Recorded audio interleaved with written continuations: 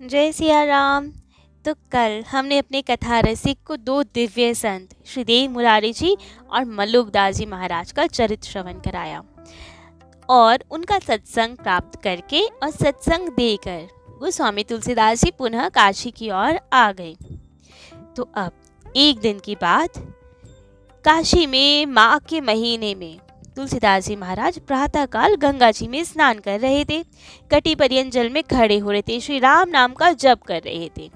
शरीर वृद्ध था तो कांप रहे थे ठंड के कारण, दांत भी बज रहे थे, लेकिन वहां से बाहर नहीं निकल रहे थे। वहीं पे नाम सुमिरन मंत्र जप कर रहे थे। और दूर उन्हें देखकर एक वेश्या उन पे बहुत तरस खा रही थी और अपने भाग्य को सराह रही थी कि मैं यहाँ कितनी सुखी हूँ और ये संत बेचारे ठंड में कांप रहे हैं और ठाकुर जी का सुमिरन कर रहे हैं। क्या मिलेगा इन सब से? अपने सुख सुविधा में रहना चाहिए। तो खूब अपने को आनंदित समझ रही थी। तभी गोस्वामी जी का जब पूरा हुआ और वे बाहर निकल के आए। सूखे वस्त्रों पे उन्होंने जल का छींटा दिया शुद्ध करने के लिए, लेकिन संयोगवश जल को छींटते समय दो चार जल की बूंदें उस वेश्या पे भी पड़ गई। बस इतने मात्र से ही, जल पड़ने से ही, वो भी संत के द्वारा जल पड़ने से, वेश्या को तो नरक के दृश्य दिखने लग गए और तो उसे बहुत सारी यम यातनाएं दिखने लग गई। सारे अपने दुष्कर्म जितने किए थे सब भोगते हुए दिखने लग गए कि मेरे को क्या क्या भोगना पड़ेगा। ये सब देख के तो वे कांप गई। उसे सारे अपने पाप याद आने लग गए कि मैंने क्या क्या पाप किए हैं। बहुत ग्लानि हुई उसे और इतना भयंकर दृश्य देख के तो वो त्राही त्राही करने लगी और गोस्वामी जी के चरणों में पड़ गई कि भगवान अब मेरी रक्षा कीजिए। मैंने जान लिया है मैंने कितने पाप किए हैं और मुझे नरक में क्या क्या यातना सहनी पड़ेगी। कृपा करके मेरा उद्धार कीजिए। तब तो कोमल चित संत श्री तुलसीदास जी महाराज को उन पे बहुत दया आई और उसे धैर्य बंधाया। कहा, तुलसी अजो सुमिरी रघुनाथ ही तरयो गयन जाके एक नाम, जनि डर पे तो से अनेक खल अपनाए जाने की नाथ। कि आप जैसे या हम जैसे बहुत अनेक पापियों को ठाकुर जी हमारे जान की नाथ जी तुरंत अपना लेते हैं। तो आज ही सब छोड़ छाड़ के उनकी शरण हो जाइए, सारे पाप नष्ट कर देंगे वे तो। उसी दिन से वो वैश्या समस्त पाप प्रपंचों को छोड़कर ठाकुर जी के भजन में लग गई और अपना उद्धार किया। अब तुलसीदास जी की तो महिमा इतनी बढ़ चुकी थी, लोग तो हर तरह की समस्या लेके, चाहे वो भजन से संबंधित हो, चाहे अपने निजी धन आदि से संबंधित हो, इन्हीं के पास आते। ऐसे ही एक दिन गंगा जी के उस पार हरिदत्त नाम के एक परम दरिद्र ब्राह्मण रहते थे। तो अब तुलसीदास जी की महिमा सुन के इनके पास आए और अपनी खूब दीन दशा सुनाकर बहुत रोए इनके आगे कि हमारा उद्धार कीजिए, हम इतनी दीन दशा में है कि जीवन निर्वाह कठिन हो रहा है। अब तो उनकी इतनी दीन दशा सुन के इनका हृदय पिघल गया। गंगा मैया से प्रार्थना की कि हे माता इसका उद्धार कीजिए। तभी गंगा मैया ने उसे बहुत सी तराई की भूमि प्रदान कर उसकी दरिद्रता दूर कर दी। एक बार ये अपनी कुटिया के बाहर बैठ के भजन कर रहे थे। उसी समय बुल्ले शाह नाम का एक व्यक्ति, जो बहुत ही दुष्ट था, भक्त संतों सबकी निंदा करता रहता था, भक्ति की निंदा करता रहता था, उसका देहांत हो गया था और उसका पूरा समाज, उसकी पत्नी रोते बिलखते हुए जा रहे थे। अब तो सबने महिमा तो सुन रखी थी तुलसीदास जी महाराज की कि इनके आशीर्वाद से तो मृत भी जीवित हो जाए। तो बस इनकी पत्नी भी जाते जाते तो इनकी कुटिया की ओर बढ़ गई, धरती पर माथा टेक कर इन्हें प्रणाम किया। और अब ये तो अपने भजन में लीन रहते ही थे, इन्होंने सौभाग्यवती भव का आशीर्वाद दे दिया जैसे कि पहले एक बार हुआ था। तो अब तो आशीर्वाद दे दिया तो अब क्या किया जाए, अब तो जीवित करना ही पड़ा। मंत्र पड़ा और बुल्ले शाह के मुख में भगवान जी का चरणामृत डाला। चरणामृत पड़ते ही ठाकुर जी की कृपा से वे जीवित हो गया। परंतु जब उसका देहांत हो गया था तो इतने बुरे कर्म थे संतों की, भक्तों की, भक्ति की निंदा करने के कारण खूब यम यातनाएं, नरक यातनाएं भोगनी पड़ी थी उसे। तो वो सब उसे याद था कि मैं क्या क्या यातना भोग के आया हूँ।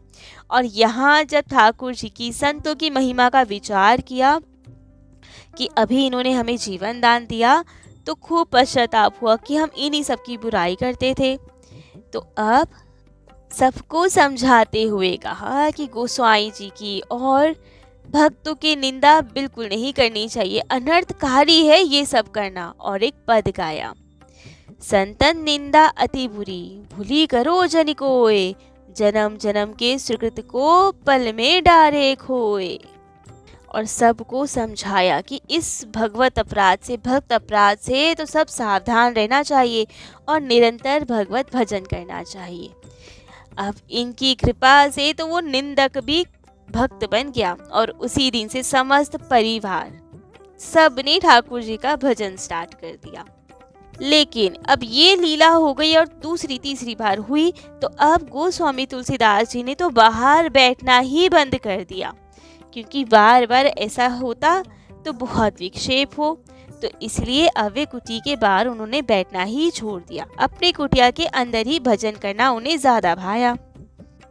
परंतु 3 ब्राह्मण कुमार, ऋषिकेश, शांतिपत और दातादीन, ये 3 ऐसे ब्राह्मण कुमार थे जो इनसे बहुत ही ज़्यादा श्रद्धा रखते थे, बहुत प्रेम करते थे। तो नित्य प्रति इनके दर्शन के लिए आया करते थे और ये भी उनकी निष्ठा को जानते थे।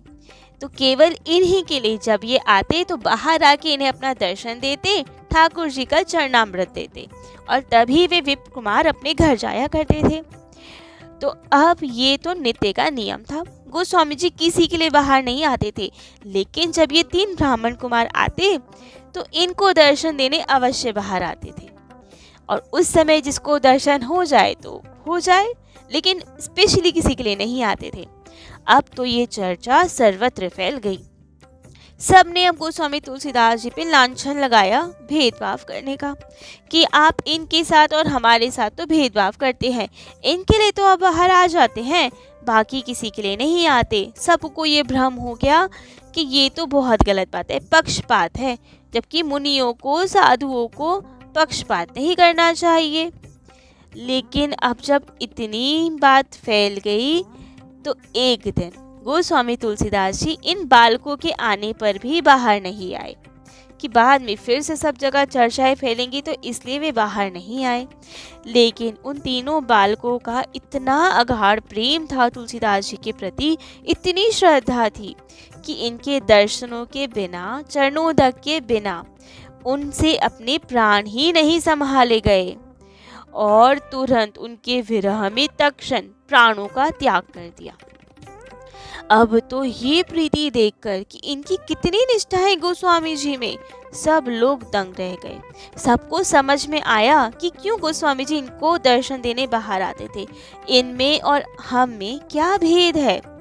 हम पक्षपात की बात तो करते हैं लेकिन पात्रता की बात नहीं करते। इन तीनों बालकों में क्या पात्रता है जो हम में नहीं, इसलिए हमारे लिए वे बाहर नहीं आते थे। लेकिन अब सबको बहुत दुख कि इन बालकों के प्राण चले गए।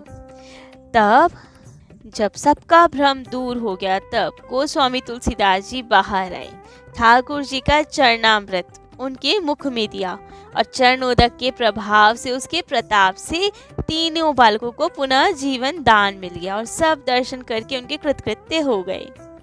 हम ऐसे ही बहुत प्रेम भाव से वहाँ भजन पूजन करते हुए काशी में निवास कर रहे थे। संवत 1669 में इनके परम मित्र श्री टोडरमल जी का 100 वर्ष की आयु में शरीर शांत हुआ। 5 महीने के बाद इन्होंने उनके दोनों पुत्रों के बीच में स्वयं संपत्ति का बंटवारा कराया।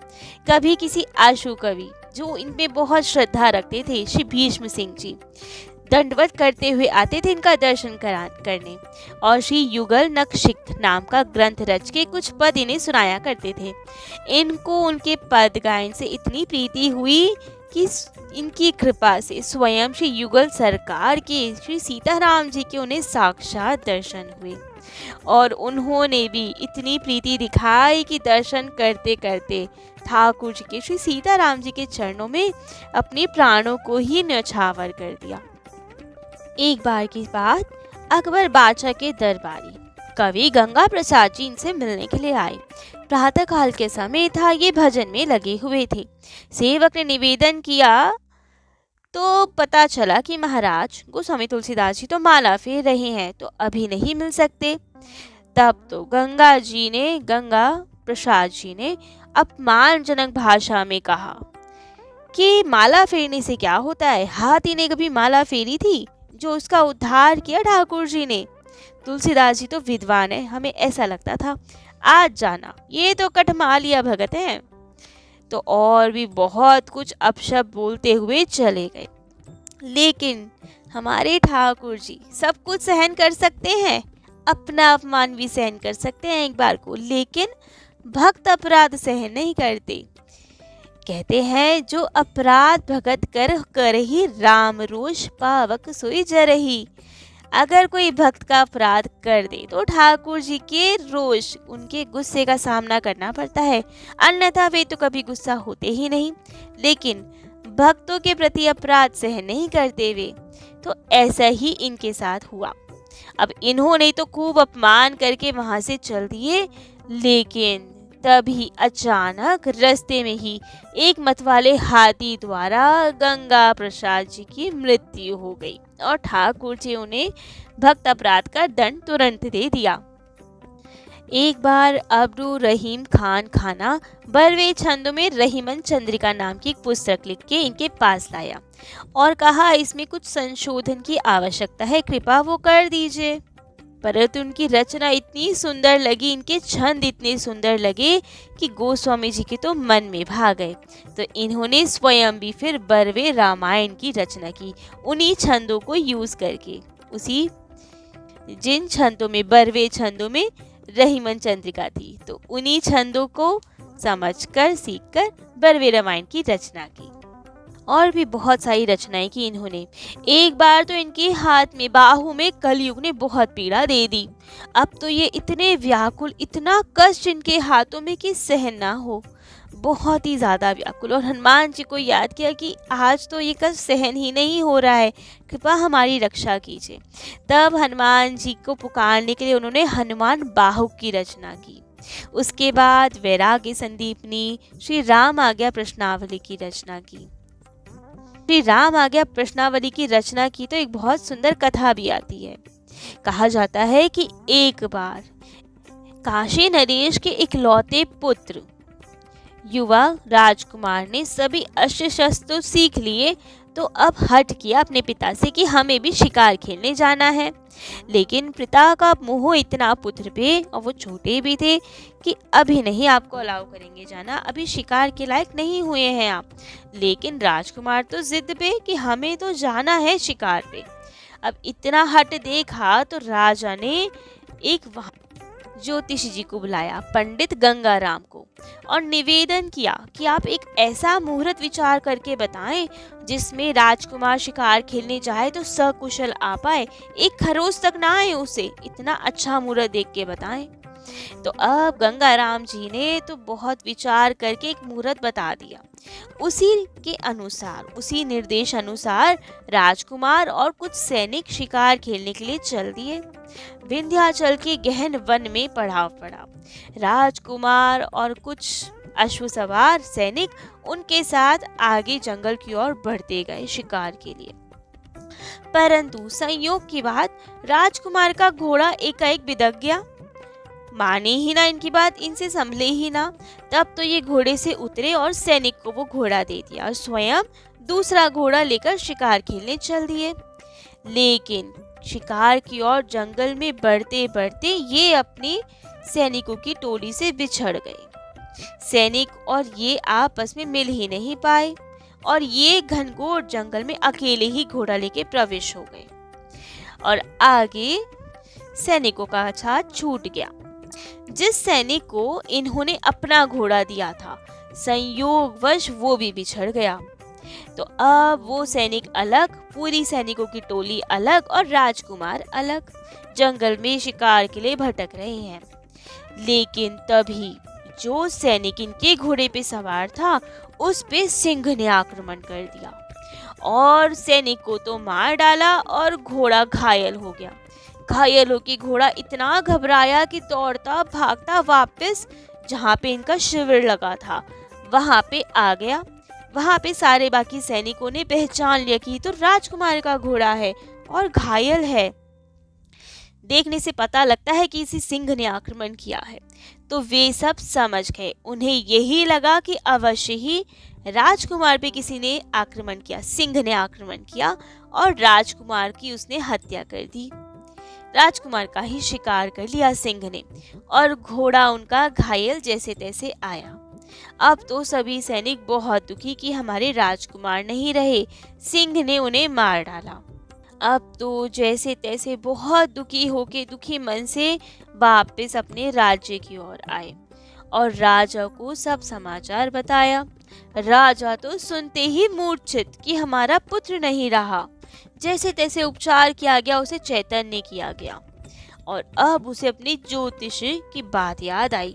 उन्हें याद आया कि हमने तो इसे उचित मुहूर्त में भेजा था, तो ये कैसे हो सकता है। तुरंत गंगाराम जी को बुलाया गया और खूब क्रोध में भर के बोला कि हमने तो मुहूर्त देखने को कहा था, फिर ये कैसे हो गया। कैसे हमारा पुत्र मर सकता है जब वो सही मुहूर्त में गया था। तो और डांटते हुए कहा कि यदि हमारा पुत्र वापस नहीं लौटा तो आपको भी प्राणदंड निश्चित मिलेगा, फांसी पे लटका दिया जाएगा आपको भी, क्योंकि आपने उचित मुहूर्त नहीं देख के बताया। तो अब तो ज्योतिषी जी ने, गंगाराम जी ने जैसे तैसे एक दिन की मोहलत मांगी कि हम कुछ विचार करते हैं, हमें एक दिन की मोहलत दीजिए। और बहुत ही घबराए हुए, डरते हुए, उदास होकर अपने घर की ओर आए। मुहूर्त उन्होंने बार बार देखा और विचार किया कि मुहूर्त में तो कोई दोष नहीं था, इतना अमंगल हो कैसे गया। इनका तो कोई ऐसा अमंगल योग ही नहीं था, कैसे हो सकता है सब। अब गंगाराम जी सब विचार कर ही रहे थे, दुखी मन से बैठे हुए थे, तभी गोस्वामी तुलसीदास जी वहां आ गए। असल में ये और गोस्वामी तुलसीदास जी परम मित्र थे। दोनों साथ में सैर करने जाया जाते थे, गंगा जी के तट पर डेली टहला करते थे वहां पे। परंतु आज जब गंगाराम जी नहीं आए तो गोस्वामी जी को चिंता हुई कि नित्य प्रति आते थे तो आज क्यों नहीं आए, कहीं स्वास्थ्य तो खराब नहीं। तो इसीलिए इनकी खोज खबर लेने तुलसीदास जी महाराज इनके घर पर ही आ गए। देखा तो ये तो बहुत चिंतित। तो अब पूछने पर सब समाचार मालूम हुआ। कहा कि इस पर हम विचार करेंगे, लेकिन चलो अभी टहलने चलते हैं। लेकिन उनकी तो चिंता के मारे कैसे जाएं? तो स्वामी तुलसीदास जी ने समझाया कि आप चिंता ना करें, टहलने चले, कोई मार्ग अवश्य मिल जाएगा। ठाकुर जी हैं तो सही, चिंता क्या करनी, पहले टहल के चलते हैं। तो अब दोनों टहलने चले और पुनः थोड़ी देर बाद घर आ गए। घर आने के बाद गोस्वामी तुलसीदास जी ने 6 घंटे में राम आज्ञा शकुनावली ग्रंथ तैयार किया और फल विचार करके कहा कि कल दोपहर तक राजा का पुत्र राजकुमार निश्चय ही घर आ जाएगा। पंडित जी जान गए कि गोस्वामी तुलसीदास जी कह रहे हैं तो अवश्य ही सत्य होगा। उनकी अब जान में जान आई और बहुत ही भरोसे में भरकर, आत्मविश्वास में भर के राजा के पास गए और कहा, हमने मुहूर्त बहुत बढ़िया विचारा था, राजकुमार को कुछ नहीं हो सकता, उसका अमंगल हो ही नहीं सकता, कल दोपहर तक वे घर आ जाएंगे। लेकिन राजा को विश्वास नहीं, उन्होंने तो पंडित जी को हिरासत में ही रखा। लेकिन सचमुच जैसा कि तुलसीदास जी महाराज ने फलादेश दिया, निश्चित समय पर कई सिंहों का शिकार करके सकुशल राजकुमार घर आ गए। सब और हर्ष छा गया। राजा को भी अपनी दुष्टता पे बहुत ग्लानि हुई। पंडित जी के चरणों में गिर पड़े और उनसे क्षमा याचना की कि बहुत गलती हो गई, बहुत भूल हो गई जो आप पे संदेह किया हमने। और खुशी में भर के 1 लाख रुपए उनके चरणों में निवेदित किए, पर इन्होंने स्वीकार ही नहीं किया। परंतु राजा ने अब जबरदस्ती इनके घर पे भिजवा दिए। तब इन्होंने सारा धन लेके गोस्वामी तुलसीदास जी के चरणों में डाला और कहा कि आप ही संभाले इन्हें, हमें ना फंसाएं इसमें। तब गोस्वामी जी ने भी मना किया कि हम क्या करेंगे धन का, हम तो संत हैं, हमें कुछ नहीं करना। परंतु पंडित जी बिना ले, गोस्वामी जी बिना ले तो हो क्या धन का। तब तो निर्णय ये हुआ कि जितना भी ये द्रव्य मिला है, जितना धन मिला है, उससे काशी में श्री हनुमान जी महाराज के 10 विग्रहों की प्रतिष्ठा कराई जाए और जितना शेष धन बचे उसका खूब सुंदर भंडारा किया जाए। तो ऐसे ही हुआ। काशी में आज भी हनुमान जी की बहुत सुंदर ये मंदिर है जो गोस्वामी तुलसीदास जी द्वारा प्रतिष्ठित है।